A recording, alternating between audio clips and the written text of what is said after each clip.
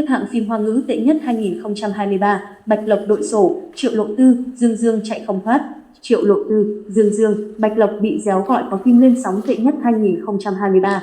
Đào Bình, nền tảng đánh giá phim lớn nhất tại Trung Quốc mới đây đã công bố danh sách những bộ phim truyền hình tệ nhất năm 2023. Với điểm số đánh giá Đào Bình đếm từ dưới đến lên. Theo thống kê, Khói lửa, Nhân gian của tôi do Dương Dương, Vương Sở Nhiên chủ diễn là bộ phim có điểm thấp kỷ lục nhất trong năm 2023 với 2,8 điểm Đào Bình. Tạm gác những lùm xùm đời tư sang một bên, chỉ bàn tới trạng thái của Dương Dương và Vương Sở Nhiên trong phim thì không ai khiến khán giả cảm thấy hài lòng. Ngược lại chỉ thấy chán chường, tới độ không còn hứng thú xem phim. Người bị chê tệ hại nhất là Dương Dương, mang danh là đỉnh lưu, đi diễn biết bao nhiêu năm nhưng diễn xuất của sao nam đã không có chút tiến bộ nào, còn ngày một thêm dầu mỡ. Không chỉ bị xếp vào top phim dở tệ, có điểm Đào Bình thấp nhất trong 2023. Khói lửa, Nhân gian của tôi và Dương Dương còn bị Đào Bình điểm mặt gọi tên ở hai bảng giải thưởng đáng quên nhất. Đó là bộ phim gây cười của năm và nam diễn viên gây thất vọng của năm. Người thành công lấy được thiện cảm từ khán giả, danh tiếng tăng cao chỉ có duy nhất nam phụ Ngụy Đại Huân với vai diễn Mạnh Yến Thần.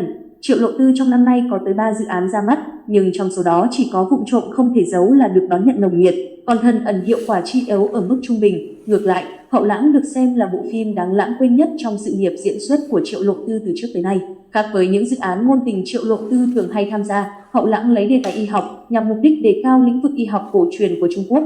Tuy nhiên, ngay từ tập đầu tiên lên sóng, Hậu Lãng đã nhận về vô số gạch đá từ netizen vì hành động ném đồ ăn lên đầu khách hàng của Triệu Lộ Tư, cùng nhiều tình tiết drama, cứ ngỡ ngôn tình trá hình, trong khi thông điệp vốn cần truyền tải thì lại chẳng thấy đâu, khiến người xem hết sức bức xúc. Cho biết họ như đang bị biên kịch lừa gạt, điểm Đào Bình của phim chỉ được 4,1 trên 10 điểm. Dự ái vi doanh của Bạch Lộc, Vương Hạc Đệ cũng có một suất trong danh sách lần này với điểm đánh giá trên Đào Bình là 4,3 điểm.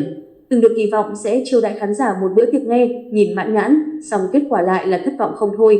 Bằng cách nào đấy, phim xuất hiện vô số vấn đề tranh cãi, ban đầu là ngoại hình nữ chính, tiếp đến là góc quay của đạo diễn cùng kịch bản ố dề, thiếu chân thực. Diễn xuất của Vương Hạc Đệ và Bạch Lộc trong phim cũng khiến Cnet không yêu thương nổi.